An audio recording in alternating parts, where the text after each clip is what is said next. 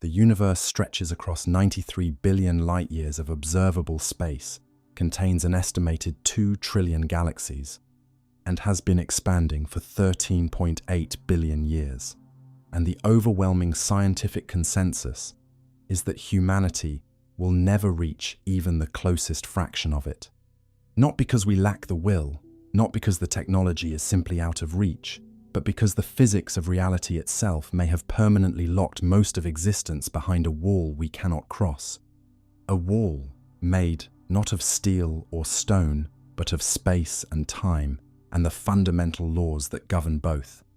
Before we dive in, if mind-bending cosmic rabbit holes are your thing, hit the like and subscribe button. It takes 2 seconds, but it's what keeps this channel alive and the content coming. Now, settle in, because things are about to get interesting. Let's start with something that sounds simple, but is actually one of the hardest things for the human brain to genuinely process: the scale of what we're dealing with. You already know the universe is big. You've heard the word vast thrown around in science documentaries, in classrooms, in conversations where someone wants to sound profound. You've seen images from the Hubble Space Telescope and the James Webb Space Telescope, those deep-field photographs where thousands of galaxies crowd a patch of sky no bigger than a grain of sand held at arm's length. And you've probably nodded along when someone says the universe is really, really large. But nodding along and actually feeling the truth of it are two completely different experiences. And the difference matters enormously here, because the size of the universe isn't just a trivia fact to be impressed by for a moment and then set aside. It's the central, defining, inescapable problem of every serious conversation about space exploration. Every strategy, every technology, every hope we have for exploring the cosmos runs headlong into this problem within the first few minutes of honest analysis. So let's try to actually feel it, rather than just say it.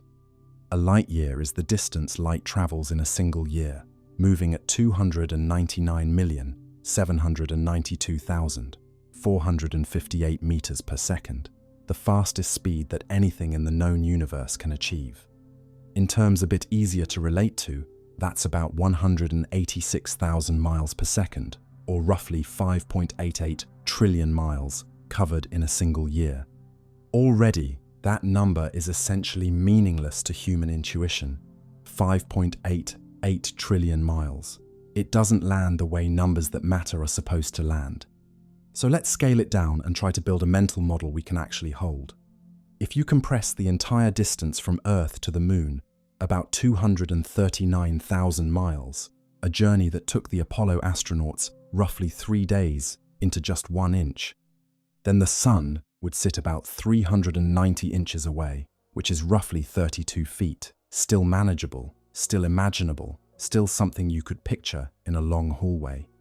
At that same scale, Mars at its closest approach to Earth would be about a half-mile away.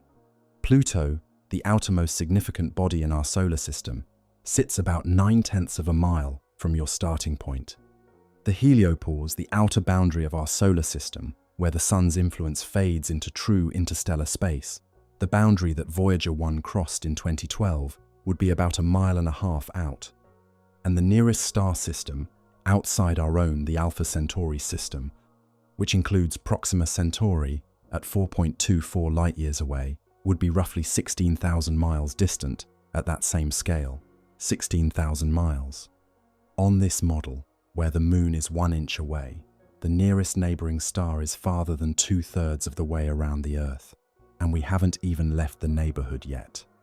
We're standing on the front porch and asking how long it would take to walk to the next house, and the answer is 16,000 miles. The Milky Way galaxy, our home, stretches approximately 100,000 light-years from one edge to the other.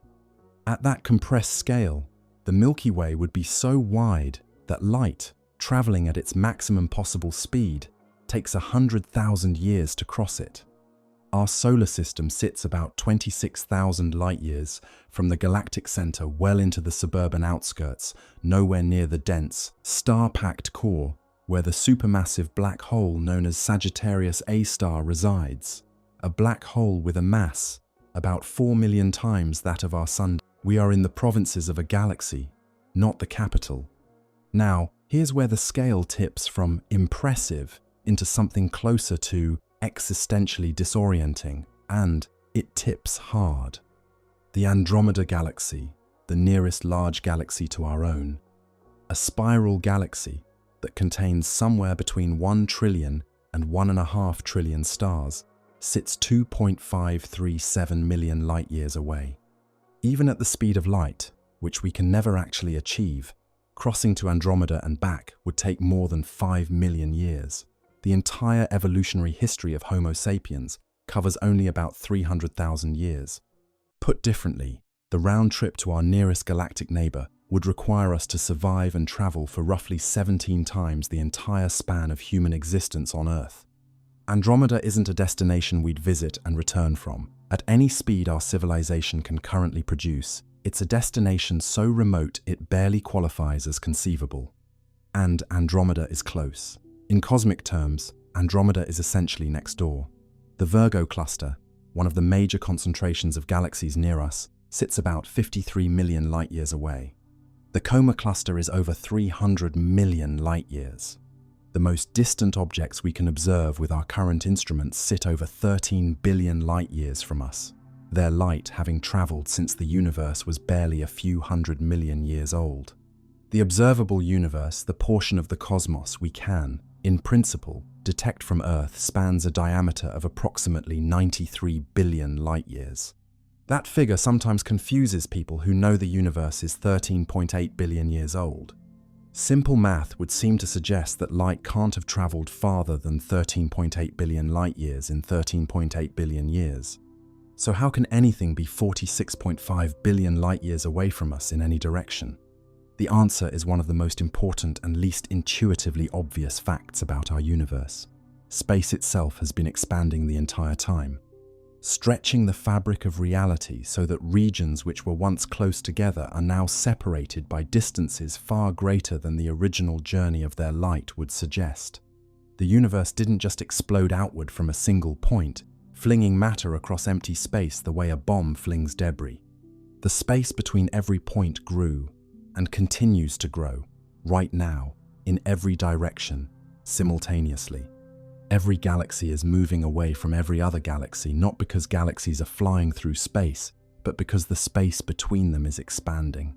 In a very real sense, the universe is not getting bigger because things are moving outward.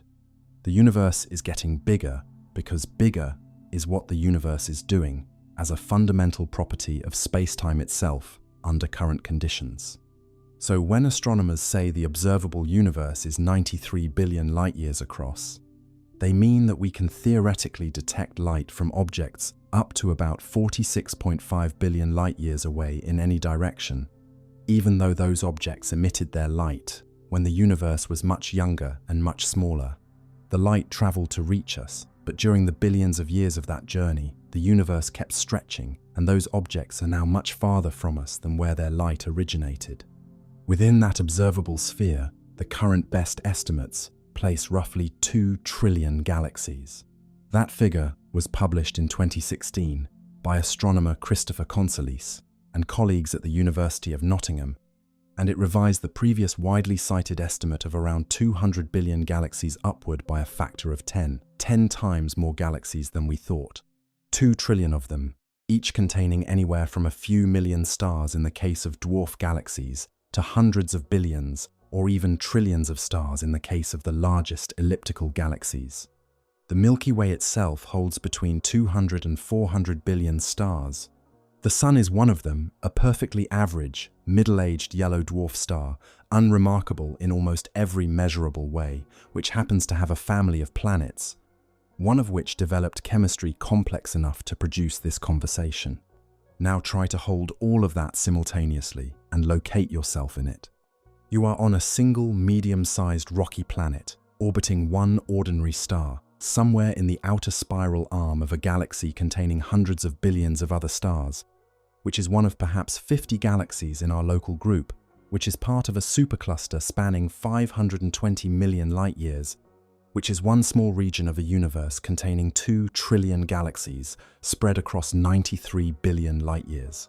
A universe that is expanding outward in all directions, accelerating as it expands, and was created 13.8 billion years ago from conditions so different from anything we experience today that our normal intuitions about space and time don't apply to them. And the physics of that universe, specifically the rules governing speed, time, energy, and the behavior of space itself, strongly suggest that we will never, ever reach most of it. That's not pessimism dressed up as science. That's the math, checked and rechecked by thousands of physicists over more than a century. The first and most immediately obvious problem is speed, and it's worth spending real time here because the speed problem is more total than most people realize. Albert Einstein's special theory of relativity, published in 1905 when he was working as a patent clerk in Bern, Switzerland, established something that has since been confirmed by every experimental test we've been able to devise. Nothing with mass can accelerate to the speed of light. The mechanism behind this isn't arbitrary. As an object with mass moves faster, its effective inertia, the resistance it presents to further acceleration, increases. The faster it goes, the more energy is needed to push it faster still. As the object approaches the speed of light, the energy required to accelerate it further approaches infinity. There is no workaround. No clever engineering solution hides behind this physics. The speed of light is not a barrier in the way the sound barrier was a barrier, something requiring better design and more powerful engines.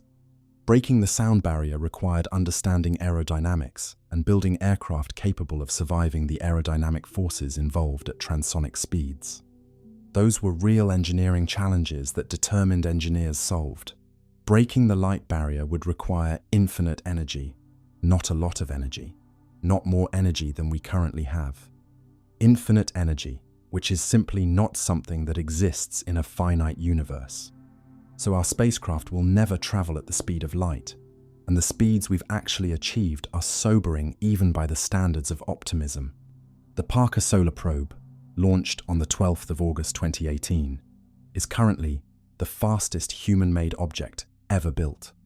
On its closest approaches to the Sun, using the Sun's intense gravity to slingshot itself to extreme velocities, it has reached approximately 430,000 miles per hour.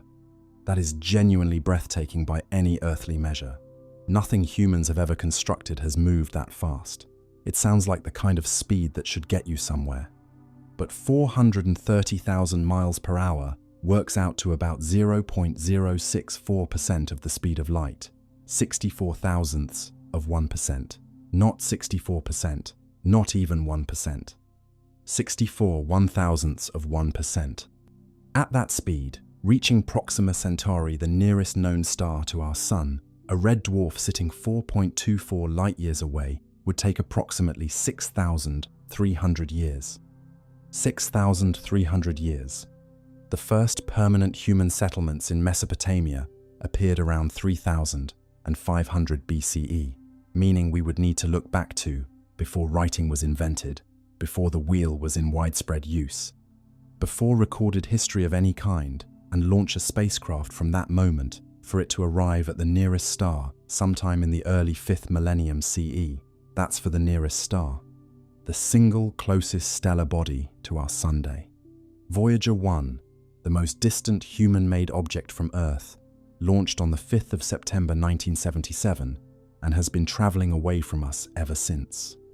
It crossed the heliopause in 2012, becoming the first human artifact to enter interstellar space, a landmark achievement of human civilization.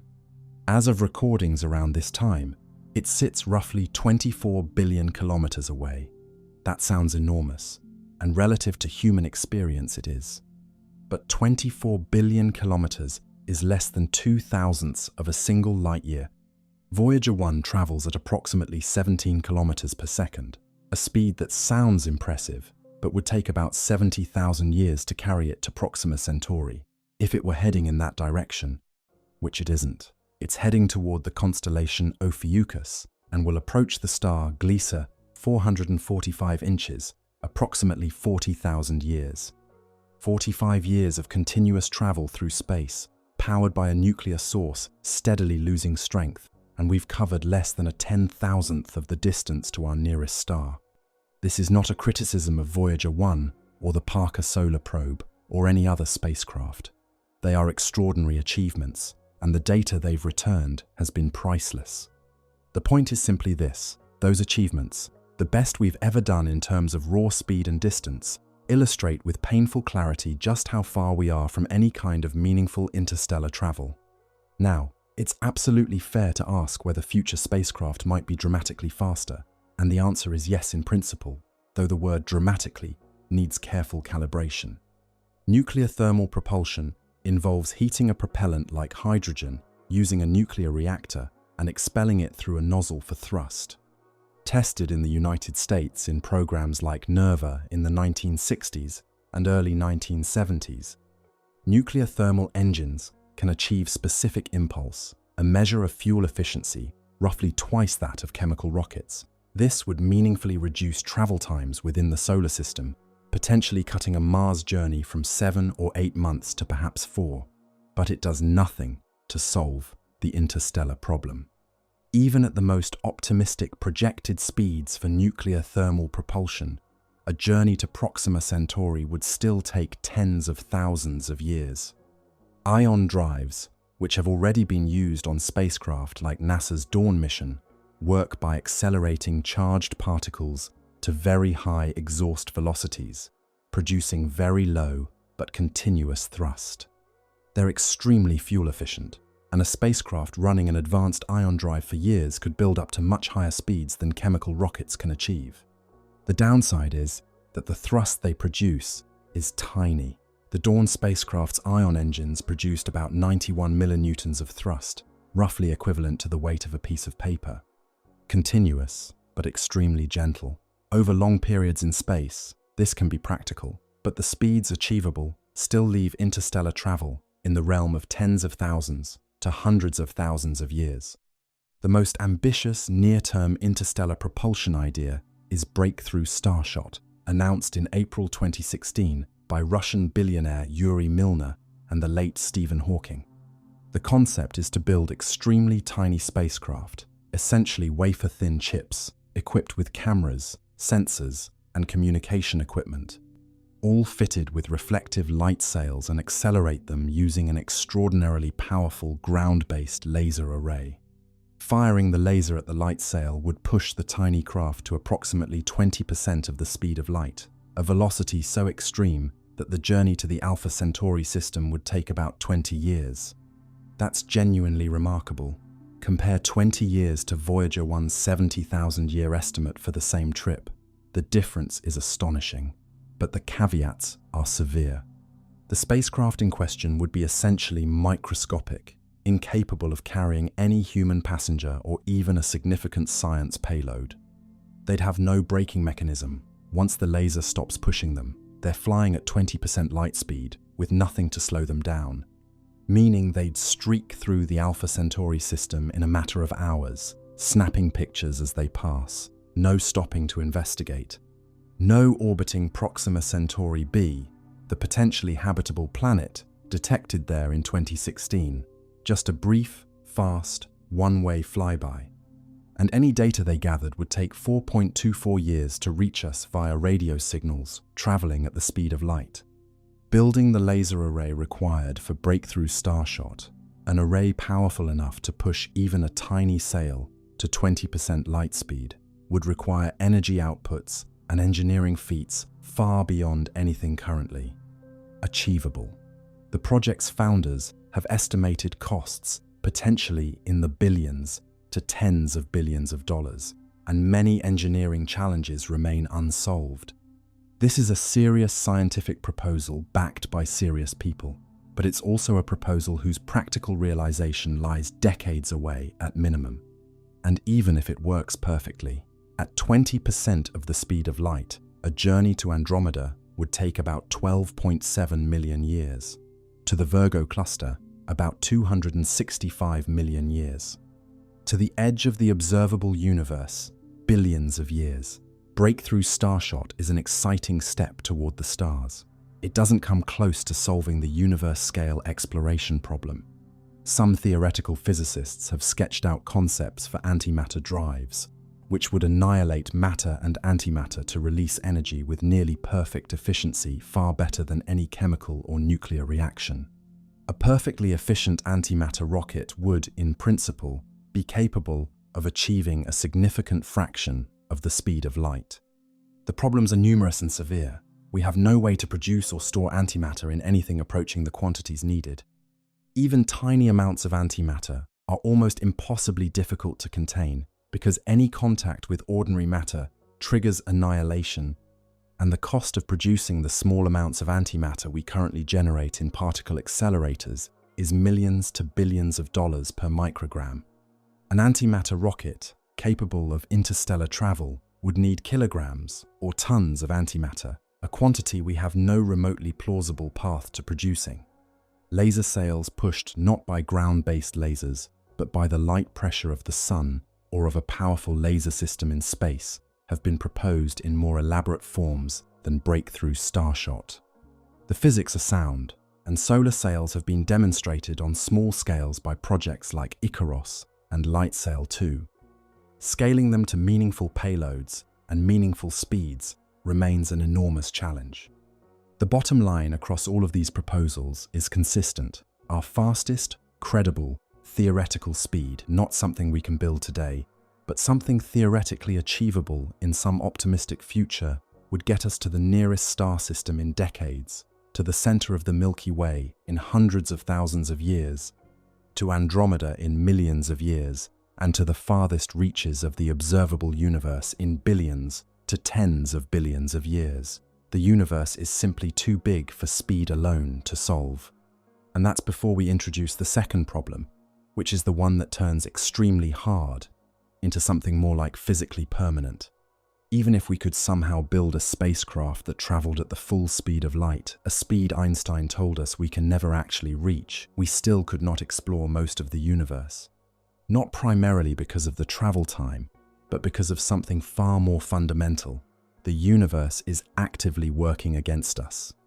In 1929, Edwin Hubble published his observations showing that distant galaxies are moving away from us, and that the farther a galaxy is, the faster it recedes. This was among the most consequential scientific discoveries in human history, the realization that the universe is not static, not eternal, not the fixed backdrop that virtually every cosmologist before him had assumed. The universe has a history. It began somewhere, at some time, and it has been changing ever since. The relationship Hubble identified, now called Hubble's law, tells us that the recession speed of a galaxy is proportional to its distance from us, with the proportionality constant, the Hubble constant, currently measured at somewhere between 67 and 73 kilometers per second per megaparsec, depending on which measurement method you use. A megaparsec is about 3.26 million light-years. So for every additional 3.26 million light-years of distance from Earth, a galaxy is receding from us at roughly an additional 67 to 73 kilometers per second. At large enough distances, that math produces a startling result. Galaxies so far away that the expansion of space is carrying them away from us faster than the speed of light. Not because they're breaking Einstein's speed limit, objects aren't moving through space faster than light, but because space itself is expanding, and there's no speed limit on the expansion of space. This isn't a violation of special relativity. Special relativity limits how fast objects can move through space, not how fast space itself can expand. And space expands fast enough that beyond a certain distance, the light those galaxies emit right now will never reach us. The expansion of space between us and them will outpace the travel of any signal they could send. That's already a serious problem. But in 1998, two independent teams of astronomers delivered results that made it dramatically worse. One team was led by Saul Perlmutter at Lawrence Berkeley National Laboratory. The other was led by Brian Schmidt and Adam Rees. Both groups were studying Type Ia supernovae stellar explosions of extremely consistent brightness that function as standard candles in cosmology, allowing distances to be measured precisely by comparing a supernova's apparent brightness to how bright it actually should be. Both teams expected to find that the expansion of the universe was slowing down, decelerated by the mutual gravitational pull of all the matter inside it. That was what standard physics predicted, and most astronomers expected the data to confirm it. Instead, both teams found the opposite. The distant supernovae were dimmer than they should have been, meaning they were farther away than expected, which could only be explained if the universe's expansion had been accelerating over time, not decelerating. Something was pushing the universe apart, faster and faster, with each passing eon. The discovery was so surprising that the two teams reportedly spent time checking and rechecking their data, looking for the error. There wasn't one. Perlmutter, Schmidt, and Rees shared the Nobel Prize in Physics in 2011 for the discovery of the accelerating expansion of the universe. Whatever is causing this acceleration, physicists currently call dark energy.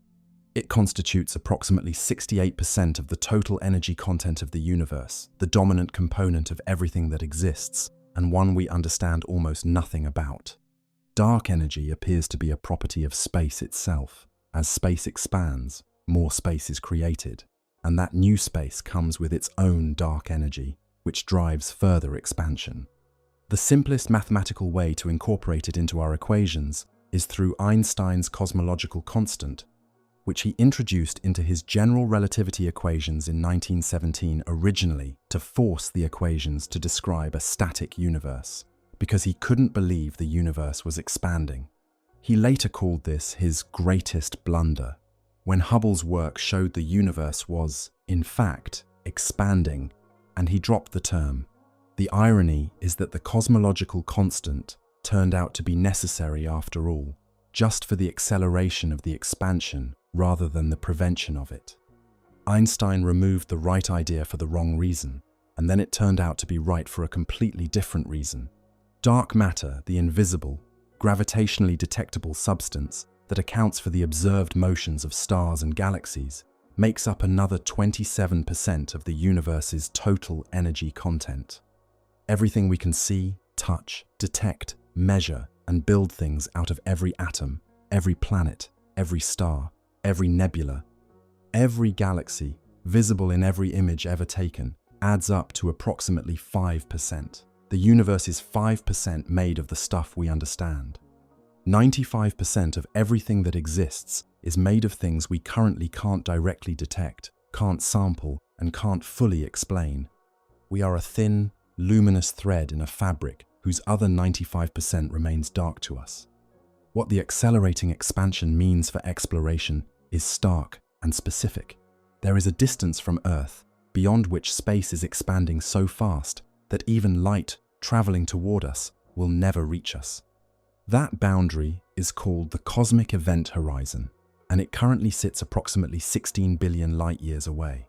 Anything beyond that boundary is permanently, physically unreachable and undetectable, not just for us right now with our current technology, but forever, for any future civilization that might exist in our cosmic address.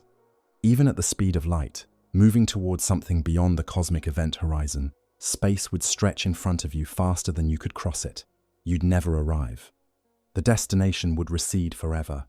And the cosmic event horizon is shrinking not in the sense that the boundary is getting closer to Earth, but in the sense that galaxies are crossing it all the time, their recession speed exceeding the speed of light, making them permanently unreachable. The observable universe, those 2 trillion galaxies, is not the permanent, stable collection we might imagine. Over astronomical timescales, galaxies beyond our local group will pass beyond the event horizon one by one, their light redshifting to longer and longer wavelengths, growing dimmer and dimmer, until eventually we can't detect them at all. The number of galaxies we can see and reach is not increasing, it's decreasing. Hundreds of billions of years from now, if any intelligence still exists in the Milky Way's vicinity, it would look out into the cosmos and see essentially nothing beyond its own gravitationally bound cluster of galaxies. The universe wouldn't look like the universe we see today, packed with 2 trillion galaxies. It would look nearly empty, a small island of galaxies surrounded by an expanding void with no detectable horizon. Any civilization in that distant future, if it hadn't inherited our records, would have no way of knowing the universe was once this full. No way of knowing that the Big Bang had happened, no way of knowing about cosmic expansion, no way of detecting the cosmic microwave background, by then redshifted to wavelengths too long to measure. The universe's history would be invisible to them. We are lucky, in a strange way, to exist in this era. We live at a time when the universe is still observable, still full. The window for looking out and seeing the whole thing is open now, and it has been open for most of the universe's history, but it won't be open forever. On cosmic timescales, it's already starting to close. Now let's talk about what's actually out there in the part of the universe we can observe, because the scale of what's inside our observable boundary is itself staggering. Matter in the universe doesn't distribute itself evenly. It clusters, and the clusters cluster into larger clusters, and those organize into filaments and sheets and voids, all driven by gravity operating over billions of years. The large-scale structure of the universe, the pattern matter makes, when you zoom out far enough to see individual galaxies as tiny dots, is called the cosmic web. And when you see a map of it, the name makes immediate sense. It looks like a web, or like a net, or like the branching structure of neurons in a brain, or like the root system of an enormous tree. Bright filaments of matter and galaxy clusters at their intersections, separated by vast, nearly empty regions called voids. The filaments can stretch for hundreds of millions to billions of light years. The largest known structure in the observable universe is the Hercules Corona Borealis Great Wall, identified through observations published in 2013 and 2014. Its estimated extent is approximately 10 billion light-years across roughly a tenth of the entire observable universe's diameter.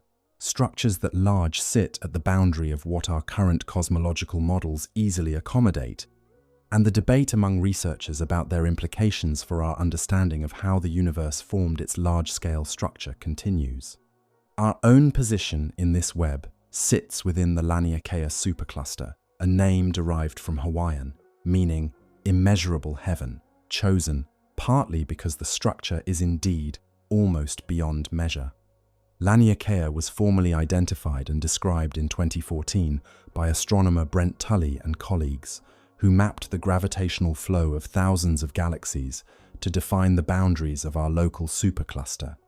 It spans approximately 520 million light-years and contains around 100,000 galaxies, one of which is our own. Within Laniakea sits the Virgo supercluster, and within that, the local group, the small family of around 50 galaxies, gravitationally bound together, dominated by the Milky Way and Andromeda. The Milky Way and Andromeda are, incidentally, heading toward each other. Unlike most galaxies, which are being carried away from us by the expansion of space, Andromeda is close enough that its gravitational attraction to the Milky Way overcomes the expansion. The two galaxies are approaching at roughly 110 kilometers per second and are expected to collide in approximately 4.5 billion years. Collision is somewhat misleading. Galaxies are mostly empty space, and a galactic merger is a slow, gravitational dance lasting hundreds of millions of years, reshaping both galaxies and ultimately producing something astronomers call Milkomeda or Milkdromeda, a merged elliptical galaxy. Our solar system will probably survive, though its position in the combined galaxy will likely change significantly. Within our local galaxy, we are also being pulled toward a mysterious concentration of mass, about 250 million light-years away, known as the Great Attractor. Its exact nature is difficult to study because it sits directly behind the densest part of the Milky Way's disk.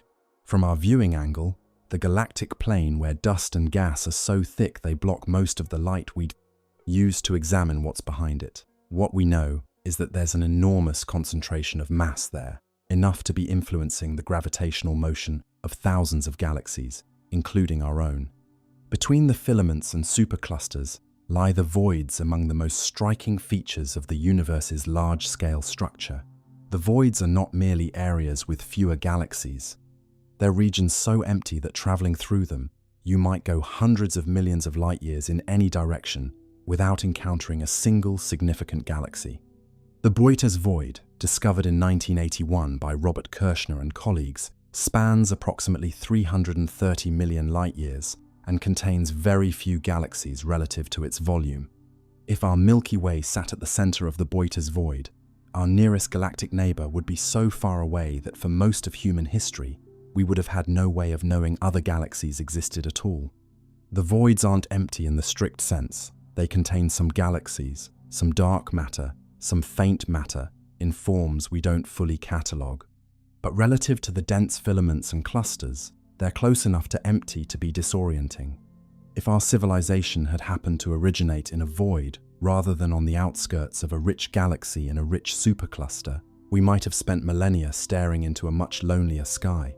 The ancient light that permeates this structure, the cosmic microwave background radiation, is itself one of the most extraordinary things we've ever detected, and it deserves more than a passing mention. When the universe was about 380,000 years old, something happened that fundamentally changed its character. Before that moment, the universe was hot and dense and opaque, so hot that electrons and protons couldn't combine into hydrogen atoms. Anytime an electron tried to latch onto a proton, it would immediately be knocked free by a high-energy photon. As a result, photons couldn't travel freely. The universe was a hot plasma, like the inside of a star, and light was trapped in it, bouncing around constantly, unable to propagate through space as a free traveling wave. Then, as the universe expanded and cooled to roughly 3,000 degrees Kelvin, electrons and protons were finally able to combine into stable hydrogen atoms. In what cosmologists call recombination, the plasma became neutral gas, and the universe became transparent. Photons that had been trapped were suddenly free to travel, and they streamed outward in every direction. The universe, for the first time, became filled with freely traveling light. We detect those photons today as the cosmic microwave background, a nearly perfectly uniform bath of microwave radiation, filling the sky from every direction, at a temperature of about 2.725 degrees above absolute zero. The photons have been traveling for 13.8 billion years, and the expansion of the universe has stretched their wavelengths from visible light to microwaves. They are the oldest light in the universe, a direct snapshot of what the cosmos looked like 380,000 years after the Big Bang. The tiny variations in the cosmic microwave background's temperature fluctuations, on the order of 1 part in 100,000, carry extraordinary information. They represent the tiny density variations in the early universe, regions where matter was very slightly denser than average. Gravity amplified those variations over billions of years, drawing more matter into the denser regions, which drew in more matter still, eventually producing the filaments and clusters and voids we see today. The large-scale structure of the universe, every galaxy, every supercluster, every void grew out of those tiny temperature fluctuations in the cosmic microwave background. The seeds of everything we can see were already written in the sky 380,000 years after the beginning. The discovery of the cosmic microwave background came in 1965, and it came by accident. Arno Penzias and Robert Wilson were working at Bell Labs on a sensitive microwave antenna and kept detecting a persistent background noise they couldn't eliminate. It came from every direction equally. It didn't vary with time or season. They checked the antenna for every conceivable technical problem. They removed a pair of pigeons that had nested inside the antenna horn and cleaned out what their technical paper delicately called white dielectric material. The noise persisted. When Penzias and Wilson eventually contacted Robert Dick at Princeton, who had been independently setting up an experiment to search for exactly this signal, Dick reportedly put the phone down and told his colleagues, "We've been scooped." Penzias and Wilson received the 1978 Nobel Prize in Physics for a discovery they hadn't even been looking for. Detailed mapping of the cosmic microwave background has been carried out by satellites.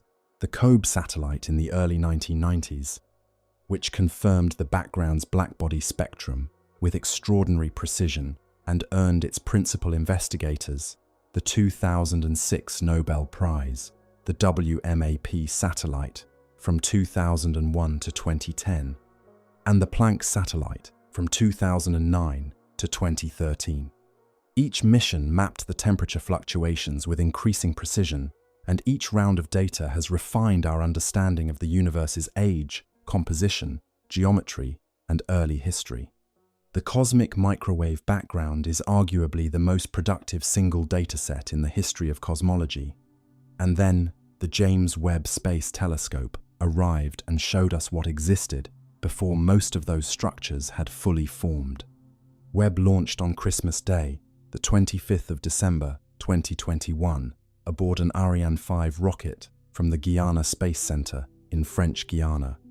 It traveled about 1 million miles from Earth to orbit around the second Lagrange point, a gravitationally stable region where the gravitational pulls of the Earth and Sun balance in a way that lets a spacecraft maintain a fixed position relative to both. Reaching its operational position and cooling its infrared instruments to the required operating temperature of -233 degrees Celsius, colder than the average temperature of interplanetary space, took several months. Webb began returning science images in the summer of 2022, and the images it produced immediately showed that the universe, in its early stages, was more complex and structured than many researchers had expected. Webb has captured images of galaxies that formed just 300 to 400 million years after the Big Bang. To put that in perspective, the universe is 13.8 billion years old, and Webb is showing us objects that formed when the universe was only 2 to 3% of its current age. Some of these early galaxies appear more massive, more mature, and more clearly structured than standard cosmological models would predict for objects that young. Some contain what appear to be already developed spiral arms, dust lanes, and stellar populations, suggesting they'd been forming stars efficiently for far longer than the elapsed time should allow.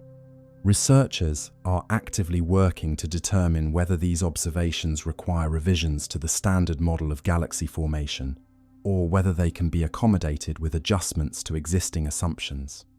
Webb has also confirmed the existence of supermassive black holes in the early universe objects, millions or billions of times the mass of the Sun, already fully formed when the universe was less than 1 billion years old.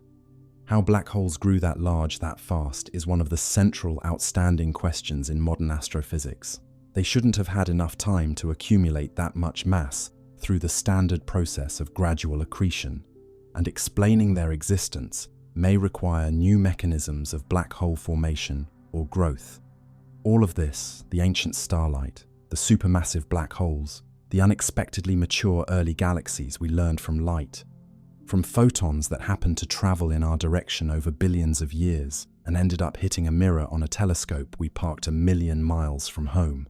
Every revelation Webb has produced comes from passively receiving information that traveled to us. We didn't go anywhere. We couldn't go anywhere. We sat still and let the universe's past wash over us. Before we go further into the barriers and the physics of what we can't do, it's worth spending real time on what we have actually done, because the history of human space exploration, held up honestly against the scale of the universe, tells two stories simultaneously. One story is of the most impressive engineering achievement in the history of life on this planet. The other is a vivid illustration of just how far we haven't gone. The space age began, for practical purposes, on the 4th of October 1957, when the Soviet Union placed Sputnik 1 into Earth orbit. It weighed 83.6 kilograms, was roughly the size of a beach ball, and transmitted a repeating radio beep that amateur radio operators around the world could pick up as it passed overhead every 96 minutes. It beeped. That was essentially all it did, and the world changed. The psychological impact of Sputnik on the United States was enormous. The sense that the Soviets had taken the high ground, that technology and power had shifted, that the sky itself was no longer a reliable boundary. The space race that followed drove one of the most intensive periods of technological development in history. Within 4 years, the Soviet Union launched Yuri Gagarin into orbit on the 12th of April 1961. Within 8 years, the United States had landed men on the moon. Apollo 11 touched down in the Sea of Tranquility on the 20th of July 1969, and Neil Armstrong became the first human being to set foot on another world. The moon is 239,000 miles from Earth, about 1.3 light seconds. When Armstrong spoke from the surface, his words took 1.3 seconds to reach mission control in Houston. 6 Apollo missions successfully landed on the moon between July 1969 and December 1972. Apollo 17, carrying Eugene Cernan and Harrison Schmitt, departed the lunar surface on the 14th of December 1972, and no human being has traveled beyond low Earth orbit since that day. The farthest humans have traveled from Earth, as of today, was achieved by the Apollo 13 crew Jim Lovell, Jack Swigert, and Fred Heise, who swung around the far side of the moon in April 1970 during their crippled mission, reaching a maximum distance from Earth of about 400,171 kilometers, approximately 248,655 miles from Earth's surface. Apollo 13 was trying to land on the moon, but suffered an oxygen tank explosion 2 days into the mission, forcing the crew to use the lunar module as a lifeboat and loop around the moon to return safely to Earth. That maximum distance from Earth, set under emergency conditions, remains the record for any human being. In the half-century since Apollo 17, human spaceflight has been confined to low Earth orbit.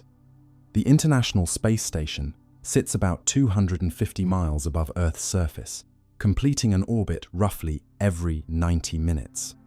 This is not a failure of will or interest crewed Mars. Missions have been planned, proposed, and discussed seriously since the 1950s.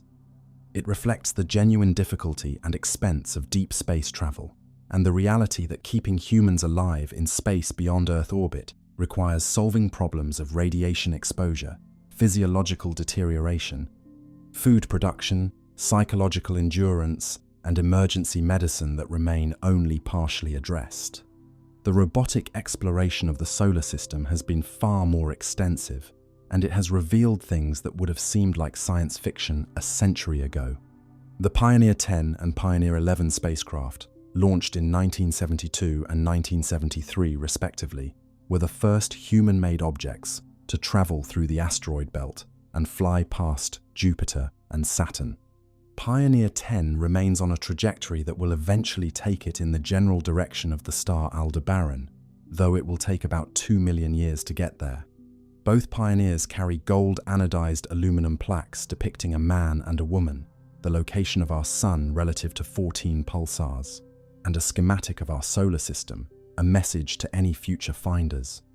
Though the odds of interception in the emptiness of interstellar space are essentially zero, the twin Voyager spacecraft, Voyager 2, launched on the 20th of August, 1977, and Voyager 1, launched 2 weeks later on September 5, conducted the first comprehensive surveys of the outer solar system. Taking advantage of a rare alignment of Jupiter, Saturn, Uranus, and Neptune that won't recur for another 175 years, both spacecraft swung past multiple planets, using each world's gravity to accelerate and redirect toward the next. Voyager 2 remains the only spacecraft to have visited Uranus and Neptune. Both Voyagers carried golden records 1-2-inch gold-plated copper discs containing sounds and images selected to represent the diversity of life and culture on Earth, assembled under the guidance of astronomer Carl Sagan and a committee of his colleagues. The contents include greetings in 55 languages, music from Bach and Beethoven and Chuck Berry and Blind Willie Johnson, sounds of surf and wind and rain, images of humans and landscapes and mathematics. They were sealed in aluminum covers and sent into the stars, carrying the hope that someone, sometime, somewhere might find them. The Cassini spacecraft spent 13 years orbiting Saturn, from 2004 to 2017, gathering data that transformed our understanding of the Saturnian system. Among its findings, Titan has a thick nitrogen atmosphere, liquid methane and ethane lakes near its poles, complex organic chemistry, and a cycle of precipitation and evaporation that parallels Earth's water cycle in structure, if not in chemistry. Enceladus has a subsurface liquid water ocean, venting water vapor and complex organic molecules through cracks in its ice shell at its southern pole geysers, visible from space. These geysers produce a plume that Cassini flew through multiple times, analyzing the contents. The water sampled was salty, containing sodium chloride, suggesting it had been in contact with a rocky seafloor for a long time. The organic molecules included all the building blocks relevant to the chemistry of life as we know it.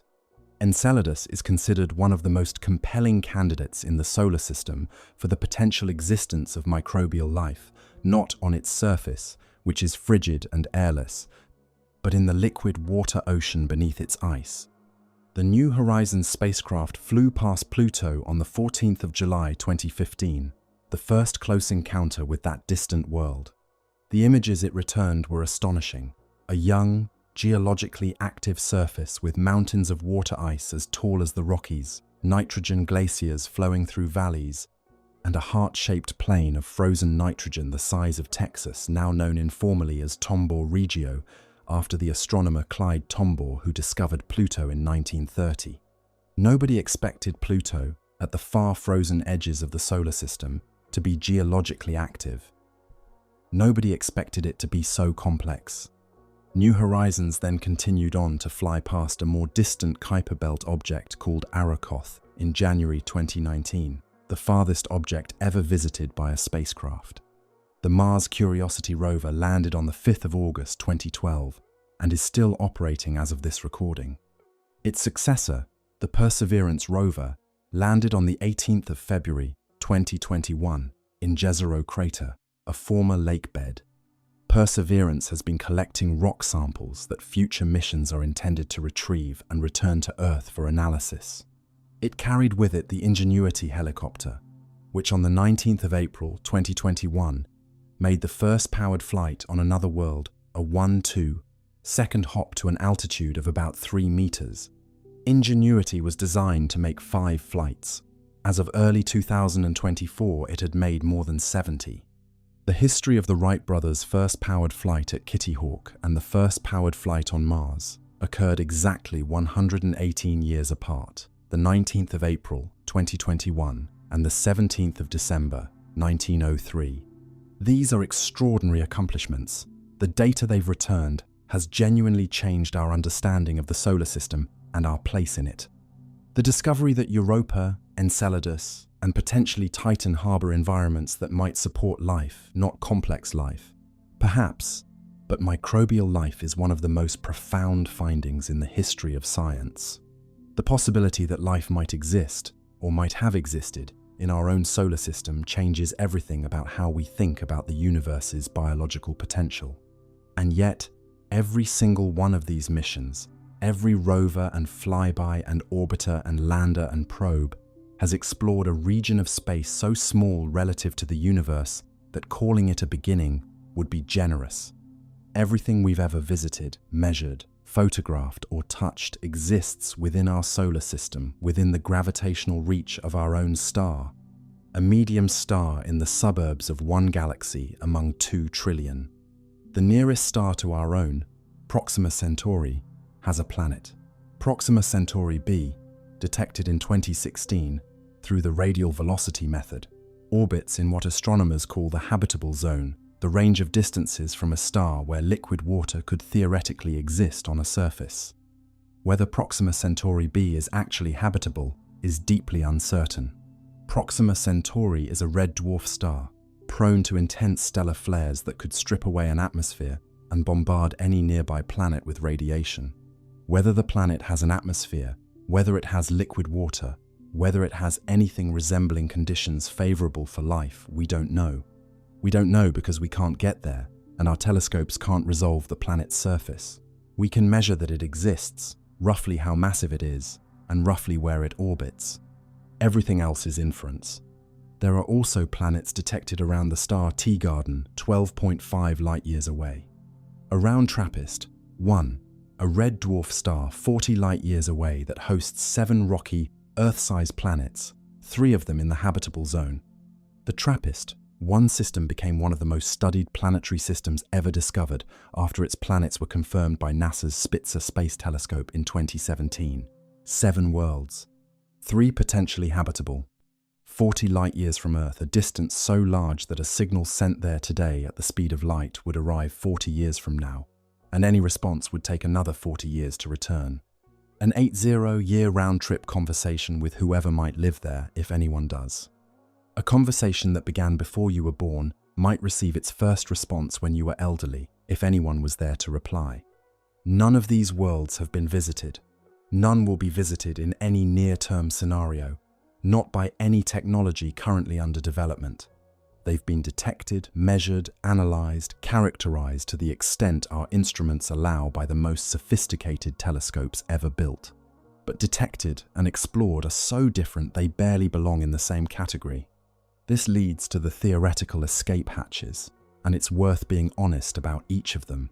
The concept of a warp drive, specifically a mechanism not for moving a spacecraft through space at high speed, but for warping space itself around the craft, contracting space in front of it, and expanding space behind it. Effectively surfing a wave of space-time distortion was formalized in a 1994 paper by theoretical physicist Miguel Alcubierre at the Universidad Nacional Autónoma de México. Alcubierre showed that the equations of general relativity don't explicitly forbid this kind of space-time distortion. The mathematics work out. A bubble of distorted space-time could, in principle, carry a craft from one point to another faster than light would take to make the same journey through undistorted space without the craft inside the bubble ever locally exceeding light speed. The problem is the energy. Initial estimates of the energy needed to create an Alcubierre warp bubble were staggering even by theoretical physics standards. Roughly the energy equivalent of the entire mass of Jupiter, converted completely to energy via Einstein's E equals mc squared. Some calculations produced even larger estimates. Later refinements by physicists, including Harold White at NASA's Johnson Space Center, suggested that modifying the geometry of the warp bubble could potentially reduce the energy requirement dramatically. But even the most optimistic reformulations still require something that doesn't exist: exotic matter with negative energy density. Negative energy density is not simply matter with negative mass in the everyday sense. It's a theoretical substance whose energy contribution would be less than that of empty space, a state that quantum field theory allows, in principle, in specific constrained situations. The Casimir effect demonstrates negative energy density between closely spaced conducting plates, but that no one has been able to produce in anything close to the quantities a warp bubble would need. In 2021 and 2022, researchers including Eric Lentz and Alexei Bobrik proposed modified warp drive concepts that don't require negative energy density. These proposals attracted significant attention because they removed what had seemed like a fundamental barrier. However, the energy requirements in these reformulations remain enormous, far beyond any plausible near-term or even far-term engineering capability, and the proposals have not been without criticism from other theoretical physicists regarding their assumptions and constraints. Warp drive remains, as of now, a fascinating mathematical area of inquiry, with no known path to physical realization. Wormholes present a similar story.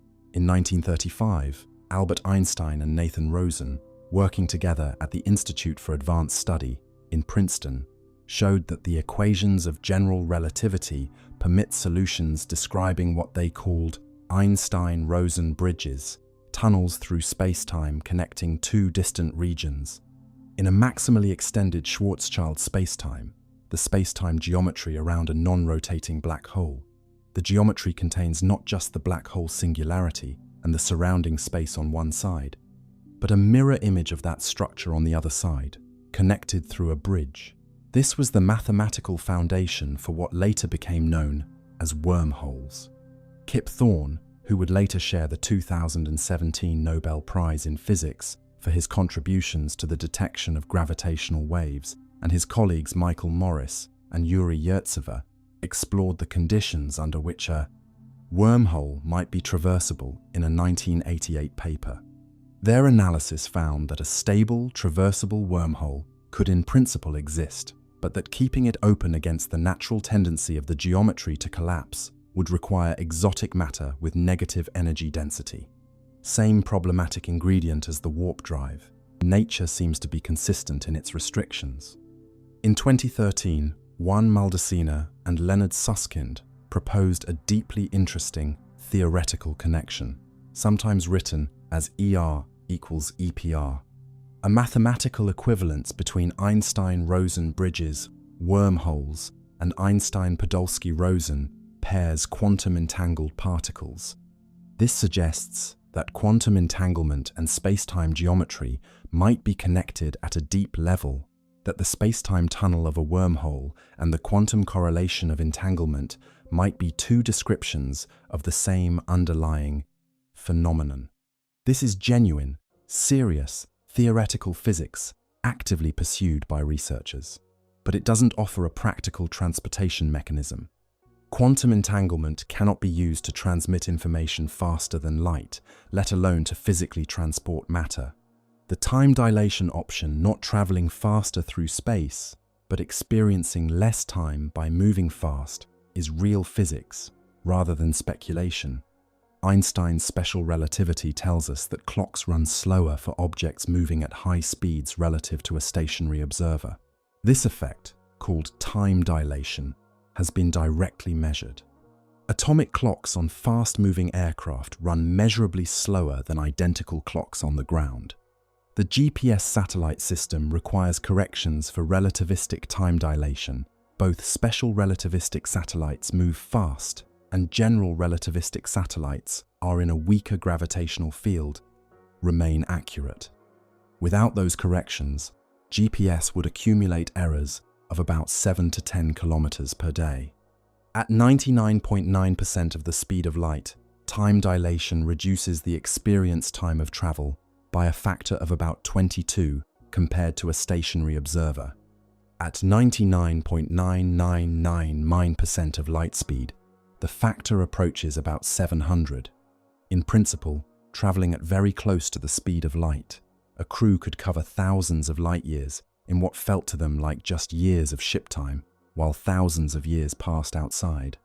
This is not science fiction, the physics is real, but the engineering reality is unforgiving. To reach 99.9% of light speed, a spacecraft's kinetic energy would need to be enormous, roughly 22 times the rest mass energy of the craft, meaning you'd need fuel energy equal to 22 times the entire mass of the spacecraft. At 99.9999% light speed, approximately 700 times the rest mass energy, there's no realistic propulsion scheme for delivering that energy. And upon arrival, if the crew wanted to stop rather than fly past, they'd need to decelerate with the same energy expenditure in reverse. The total energy budget for a relativistic round trip makes the concept unreachable with any foreseeable technology. Time dilation is a genuine feature of the universe. As a practical solution to cosmic exploration, it sits somewhere between extremely long-term theoretical possibility and physically principled impossibility in practice. The multiverse, the idea that our observable universe is just one of vast numbers of separate universes, each with potentially different physical laws and constants, appears in several theoretical frameworks. Inflationary cosmology suggests that the rapid expansion of the very early universe would have nucleated separate bubble universes with different properties. String theory's landscape suggests an astronomically large number of possible vacuum states, each corresponding to a universe with different constants. The many worlds interpretation of quantum mechanics posits that each quantum measurement branches the universe into separate histories, all equally real. None of these frameworks currently have any experimental confirmation specific to the multiverse aspect. More importantly, none of them suggest any mechanism by which a physical being could travel between universes. They're cosmological frameworks for understanding why our universe might have the properties it has, not transportation networks. The Fermi paradox deserves extended treatment here because the universe's size and the impossibility of crossing most of it intersects with the paradox in a way that often gets overlooked. Enrico Fermi was one of the most brilliant physicists of the 20th century.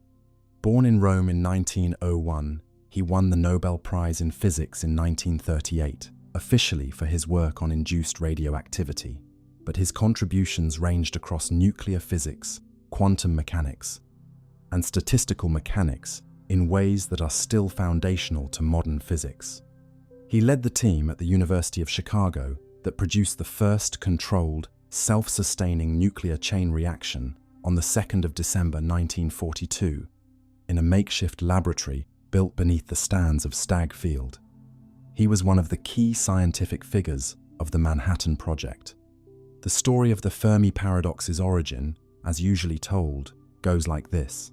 In the summer of 1950, Fermi was having lunch at Los Alamos National Laboratory with colleagues including Edward Teller and Herbert York and Emil Konopinski.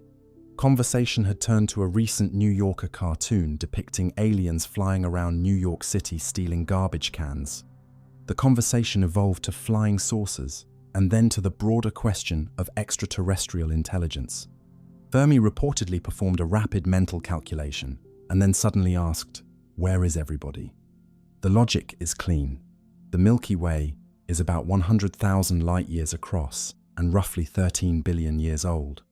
Our solar system formed about 4.6 billion years ago, which means billions of years of star and planet formation preceded us. Many star systems older than ours would have had time to develop life, evolve intelligence, build technology, and begin exploring long before any of us existed. Even at speeds far below the speed of light, a civilization with modest interstellar capability could theoretically colonize the entire galaxy within a few million years, a blink in a 1-3 billion year history. So why haven't we seen any sign of that? No alien signals, no megastructures blocking starlight, no visitors, no evidence whatsoever of intelligence anywhere beyond our own small planet.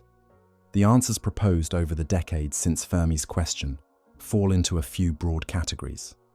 Life might be far rarer than optimistic estimates suggest. The path from chemistry to biology to complex multicellular organisms to intelligence to technology might involve so many improbable steps that we're essentially alone, or nearly so, in the galaxy. Intelligence might arise fairly often, but civilizations might routinely destroy themselves through war, environmental catastrophe, or some other self-inflicted collapse before reaching interstellar capability. Interstellar travel might be so practically difficult that even advanced civilizations don't attempt it in ways that leave detectable signs. Civilizations might exist, but deliberately remain quiet or undetectable, for reasons ranging from caution to indifference to physics. The signals might exist, but we haven't been looking in the right way, or haven't been looking long enough, or our technology isn't sensitive enough to detect them. Robin Hanson, an economist at George Mason University, articulated a specific framework for thinking about this in a 1998 paper introducing the concept of the Great Filter. Hanson's insight was that something must be filtering out the expected vast number of interstellar civilizations, some barrier or set of barriers that most instances of matter never clear. The crucial question is whether that filter is behind us or ahead of us. If the Great Filter lies mostly in our past, if the emergence of life, or of complex multicellular life, or of animal intelligence, or of technological civilization, is so improbable that we are among the very first, or the very few, to have cleared those hurdles, then the silence of the cosmos is reassuring. It means we're rare, possibly unique, and have not yet encountered a filter we can't clear. The universe is empty because hard steps in the development of intelligence are genuinely hard, and almost no one makes it. If the Great Filter lies mostly in our future, if the hard step is ahead of us, some technology threshold or catastrophe that no technological civilization has survived, then the silence is a warning of extreme gravity. The cosmos would be quiet not because intelligent life is rare, but because something kills it reliably before it can spread. In this version, every star system we survey without finding a Type 2 or Type 3 civilization in Nikolai Kardashev's 1964 classification of civilizations by energy use is a data point suggesting that the barrier is real and we will encounter it. The search for extraterrestrial intelligence has been formally organized since 1959, when physicists Giuseppe Cocconi and Philip Morrison published a landmark paper in the journal Nature, arguing that microwave radio waves were the most plausible medium for interstellar communication, and suggesting that searches be conducted around the frequencies associated with the hydrogen line, 1,420 MHz, and the hydroxyl line, 1,667 MHz, because any technologically advanced civilization would know these frequencies as associated with the most common molecule in the universe. In 1960, Frank Drake conducted the first formal radio telescope search for extraterrestrial intelligence, Project Ozma, using the 2 5-meter telescope at the National Radio Astronomy Observatory in Greenbank, West Virginia, and listening at the hydrogen line frequency toward 2 nearby stars, Tau Ceti and Epsilon Eridani. No signal was found. Frank Drake also formulated the Drake equation in 1961, not to produce a specific answer, but to organize thinking about the factors involved in estimating the number of detectable extraterrestrial civilizations in our galaxy. The equation multiplies together the rate of star formation, the fraction of stars with planets, the fraction of those planets where life could potentially emerge, the fraction where it actually does, the fraction where it develops intelligence, the fraction that develop communicating technology, and the length of time such civilizations remain detectable. Most of these factors remain poorly constrained.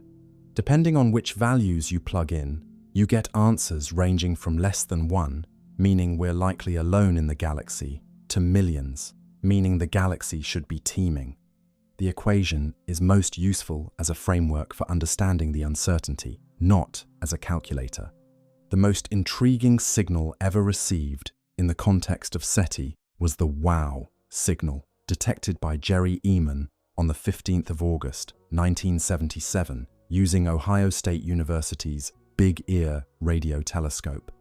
The signal lasted the full 72 seconds that a given patch of sky passed through the telescope's beam, the maximum duration possible for a signal from a particular direction, and its intensity at the hydrogen line.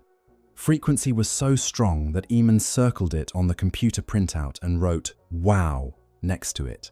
No satisfactory natural explanation for the WOW signal has ever been confirmed. It was never detected again, despite many subsequent listening sessions aimed at the same part of the sky.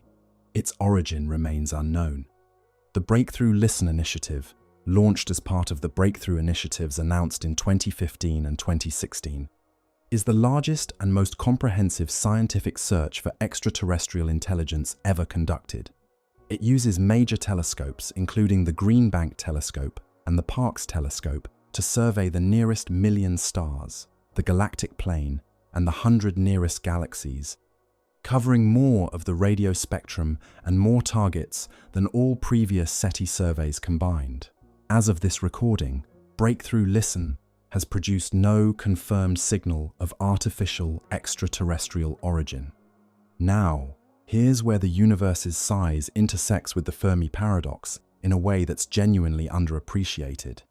Even if 1,000 intelligent civilizations arose simultaneously across the observable universe's 2 trillion galaxies, the expansion of space and the impossibility of exceeding light speed would mean that almost all of them would be permanently isolated from each other. The cosmic event horizon would prevent signals and travelers from most of those civilizations from ever reaching us, regardless of their intentions or capabilities. The universe might be populated with complex, intelligent, communicating life, and it might still be effectively silent from the perspective of any individual civilization, simply because the physics of space and time guarantee cosmic isolation. The universe isn't just large, it's structured in a way that may make loneliness the default condition of intelligence, regardless of how common intelligence is. Let's turn to the nature of the matter we're made of, and how vanishingly small our slice of the universe actually is, because this carries its own kind of weight. Everything you've ever touched, built, seen, eaten, breathed, or thought about everything made of atoms, everything described by chemistry, everything studied by biology, geology, materials, science, or engineering is made of ordinary baryonic matter, protons, neutrons, electrons, and the forces that govern their interactions. This form of matter, which constitutes every planet, every star, every galaxy we've ever photographed, accounts for approximately 5% of the universe's total energy content. Dark matter, the gravitationally detectable, electromagnetically invisible substance, first proposed by Fritz Zwicky in 1933, when he noticed that the galaxies in the Coma cluster were moving too fast to be held together by their visible mass, alone accounts for roughly 27%. The evidence for dark matter is substantial and comes from multiple, independent lines of observation.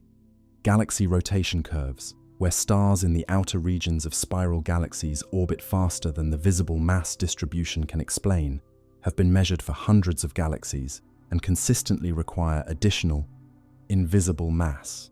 Gravitational lensing, the bending of light from distant objects by mass between us and them, reveals mass concentrations that far exceed the visible matter present. The large-scale structure of the cosmic web requires dark matter to explain how galaxies formed in the first place. Without it, ordinary matter alone couldn't have clumped into galaxies quickly enough in the time available since the Big Bang. What dark matter is made of remains one of the biggest unsolved problems in all of physics.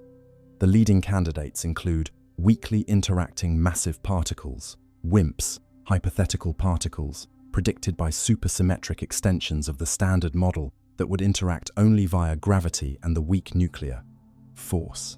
Decades of increasingly sensitive underground experiments including LUX, PandaX, and Xenont have searched for WIMPs without finding them, steadily eliminating more of the parameter space where they might have been hiding. Axions, even lighter hypothetical particles originally proposed in the 1970s to solve an unrelated problem in quantum chromodynamics, are another candidate, searched for by experiments like ADMX. Sterile neutrinos, primordial black holes, and other exotic proposals remain on the table. No confirmed detection of any dark matter candidate has been made. Dark energy, at 68%, dominates. Its nature is even more mysterious than dark matter's. We know it exists because the universe is accelerating its expansion, and something must be driving that acceleration. We know it behaves, in current observations, like a constant energy density, uniformly distributed through space. Unlike matter, which clumps under gravity, dark energy appears to be the same everywhere and at all times, but we don't know what it is at a fundamental level. Quantum field theory, our best theory of matter at the smallest scales, predicts a vacuum energy that could play the role of dark energy, but the predicted value is somewhere between 60 and 120 orders of magnitude larger than the observed value, depending on the calculation. That discrepancy, the worst prediction in the history of physics, by some measures suggests that some mechanism is suppressing the vacuum energy to an almost unimaginably small but non-zero value, and we have no confirmed theory for what that mechanism is. We are 5% of a universe whose other 95% we can detect only indirectly and understand only in outline. And that 5%, the part we're made of, is spread across a volume so enormous that even if we could somehow visit every star at the speed of light, we couldn't complete the tour before the universe had changed beyond recognition. Now let's think about the ultimate fate of the universe, because understanding where the universe is going clarifies what exploration can mean on the longest timescales. The current standard model of cosmology, called lambda CDM, where lambda refers to the cosmological constant, dark energy, and CDM to cold dark matter, describes a universe that will continue expanding, accelerating as it expands, growing colder and emptier indefinitely.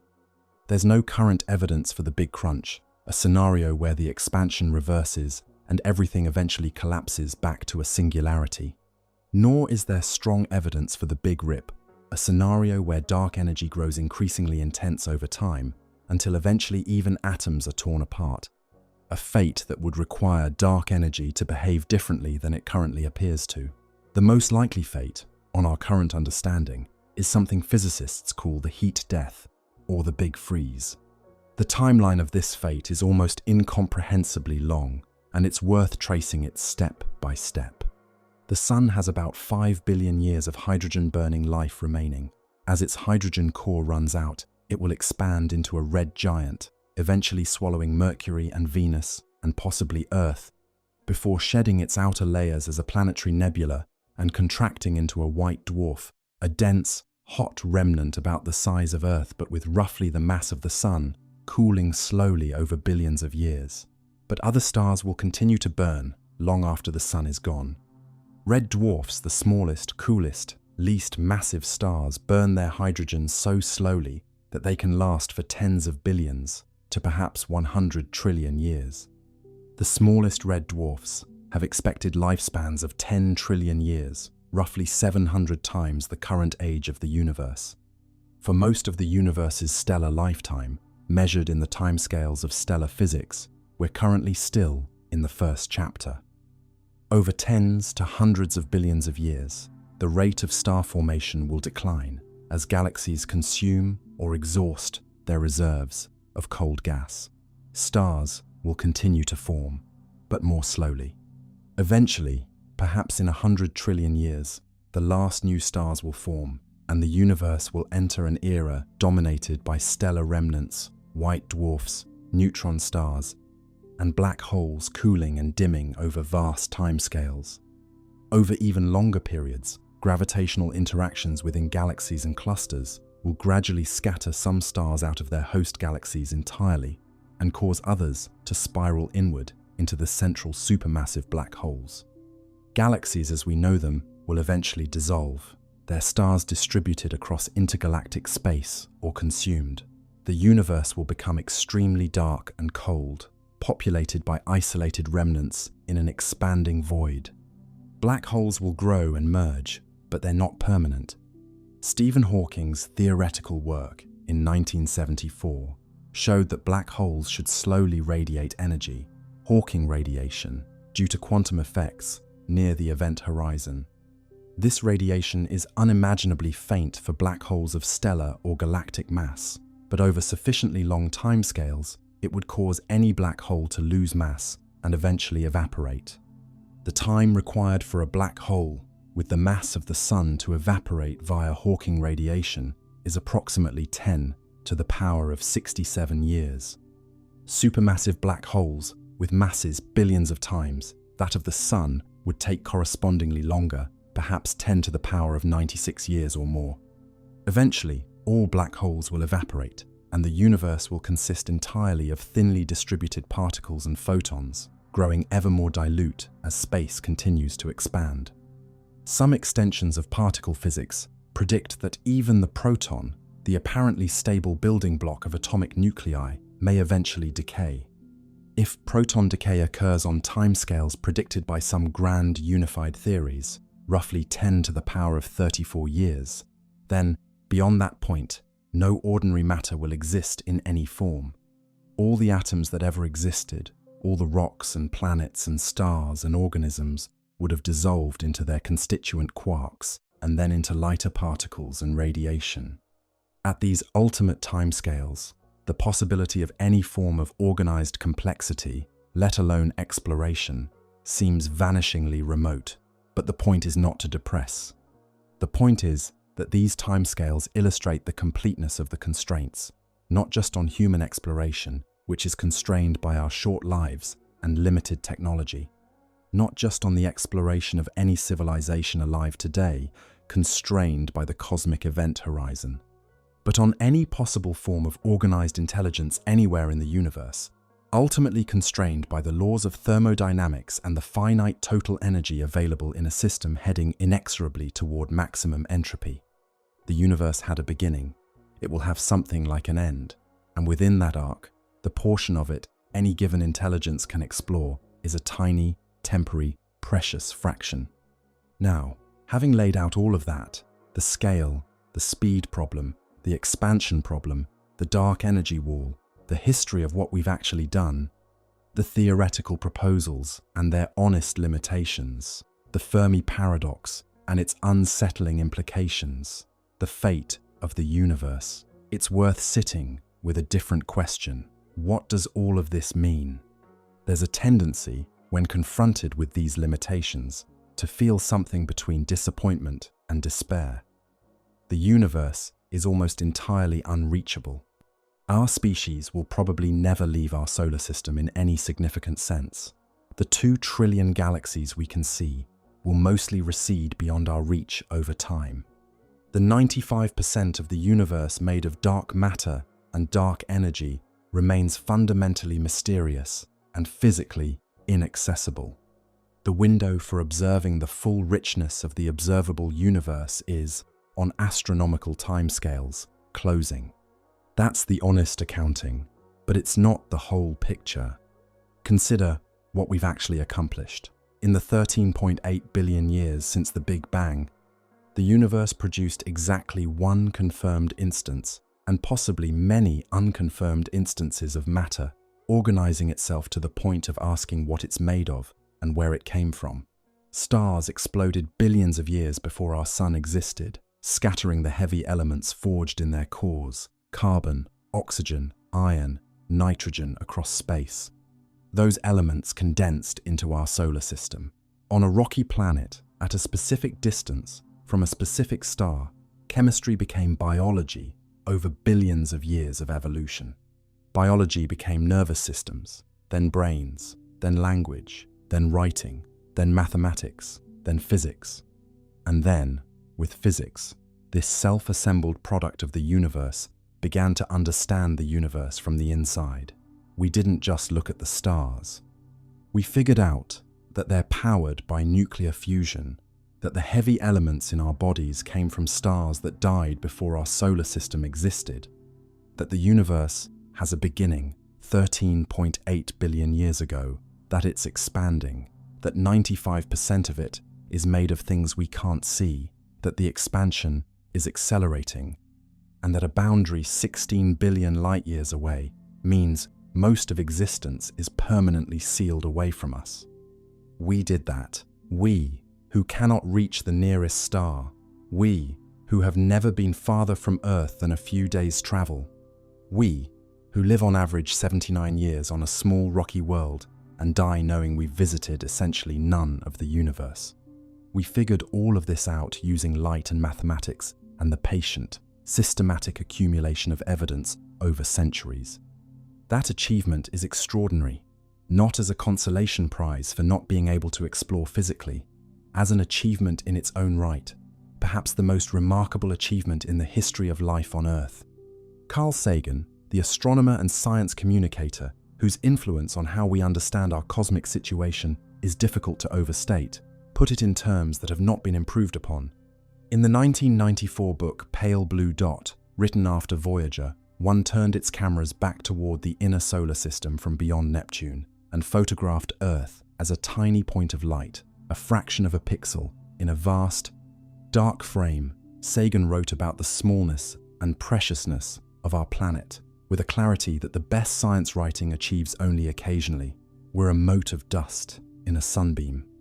And the mote of dust built telescopes capable of photographing galaxies that formed 13 billion years ago. The limitation is real. The universe is, almost certainly, too large to ever fully explore. The physics make it clear. The math confirms it. The observable boundary recedes, and the expansion accelerates, and the clock on stellar evolution ticks steadily, and even the most optimistic propulsion concepts get us only to the nearest stars in anything resembling a human-relevant time frame. None of that is wrong. But here's what's also true. The observable universe, the part on this side of the cosmic event horizon, contains more variety, more complexity, more mystery, and more potential for discovery than any civilization could exhaust in its entire lifetime.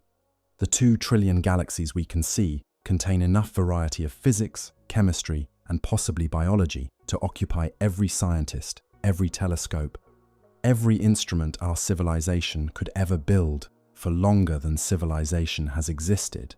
We have explored, essentially, none of it. And within our own solar system, a tiny, tiny suburb of the Milky Way, we've found evidence of liquid water oceans on moons of Saturn and Jupiter, complex organics venting from Enceladus, a methane-ethane weather system on Titan, a geologically young and complex surface on Pluto, and we've only scratched the surface of even that. The universe being too large to fully explore is not a failure. It's a statement about the universe, about the scale and richness of what exists. It's the universe telling us that it is bigger and stranger and more layered than anything it contains can fully traverse. And within the portion we can reach, there's still more wonder than we know what to do with. Here's what the numbers mean when you stop trying to argue with them and just hold them as they are. At the speed of our fastest spacecraft, reaching the nearest star takes 6,300 years. Crossing the Milky Way at that speed takes roughly 6 billion years longer than the Sun's remaining life. Reaching the edge of the observable universe takes more time than has existed since the Big Bang, multiplied many millions of times. These aren't engineering problems, waiting for better engineers. They're statements about physical reality as it actually is, and they've been understood and confirmed to extraordinary precision by a century of experimental physics. The cosmic event horizon sits 16 billion light-years away, and we'll see more and more galaxies cross it and disappear from our reach as time goes on. The dominant component of the universe, 68% dark energy, is actively and irreversibly ensuring the isolation of every gravitationally bound system from every other. The 95% of the universe we can't see directly remains, for now, physically and conceptually, beyond us. The theoretical escape hatches require exotic matter we can't produce. Negative energy densities available only in quantum fluctuations, far too small to exploit, or represent mathematical curiosities with no identified path to physical realization. And yet, and this is the part that tends to get left out when the numbers are cited for effect, in 13.8 billion years, this universe produced at least one thing capable of knowing all of that. Capable of measuring the Hubble constant to within a few percent, detecting gravity waves from colliding black holes 1.3 billion light-years away, photographing galaxies that formed 300 million years after the Big Bang, and understanding why most of the universe will never be reached by anything. Something in this universe looked outward and measured what it couldn't touch. Something in this universe asked the hardest possible questions about its own nature and made genuine progress answering them using nothing but curiosity and light.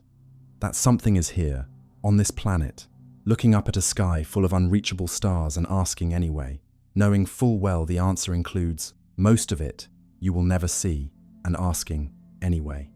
That might be the most human thing there is.